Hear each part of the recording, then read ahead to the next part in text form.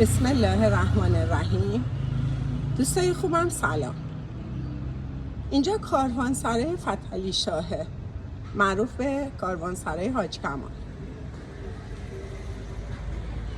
کاروانسرای بسیار زیبایی هست، توی روستای رباط قدیم واقع شده. حیفم اومد از این جای زیبا براتون فیلمی نگیرم.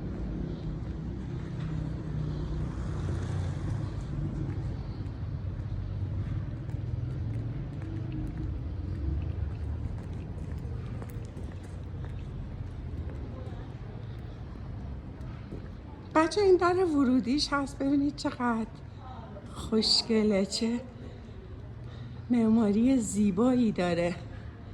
نگاه کنید چقدر قشنگه اینجا بچه ها. واقعا حس و حال گذشته ها و نیاکان ما خیلی قشنگ و آرام بخشه. بچه ها این آویزه در ببینید خیلی خوشگل، کاملا سنتی. درها ببینید چقدر زیبا هستن. من که خودم واقعا عاشق اینجور جاها هستم. من که خودم خیلی جاهای اینجوری رو دوست دارم. خب حالا وارد محوطه باز ببینید تماما اینا چون کاروانسرا بوده. ببینید چقدر زیباست، ببینید چقدر زیباست، چقدر قشنگه اینجا.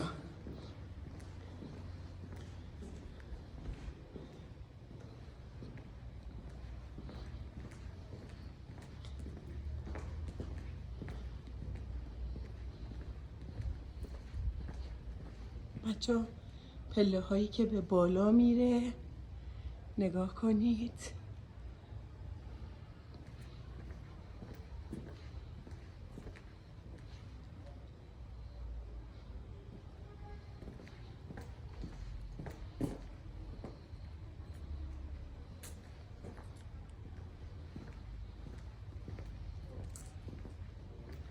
فوق‌العاده بنای زیبا و بی‌نظیریه. واقعا لذت میبری از تماشاش. بچه ها حوضها رو ببینید، درختها رو ببینید.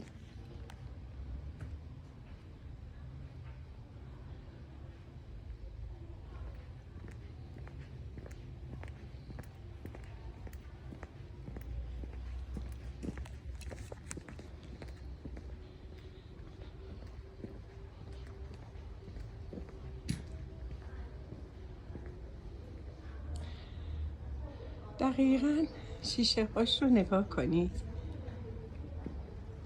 چه در زیبایی، چه پنجره های قشنگی. ببینید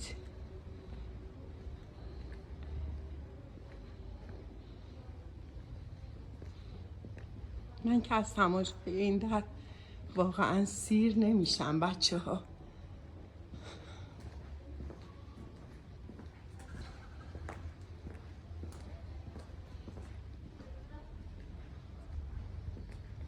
خب حالا خبر خوب اینه که یه نمایشگاه خیلی زیبایی همینجا دایر شده. یه نمایشگاه صنایع دستی که دیدنش براتون خالی از لطف نیست. لطفاً تو ادامه این ویدیو این نمایشگاه رو ببینید دوستان خوبم.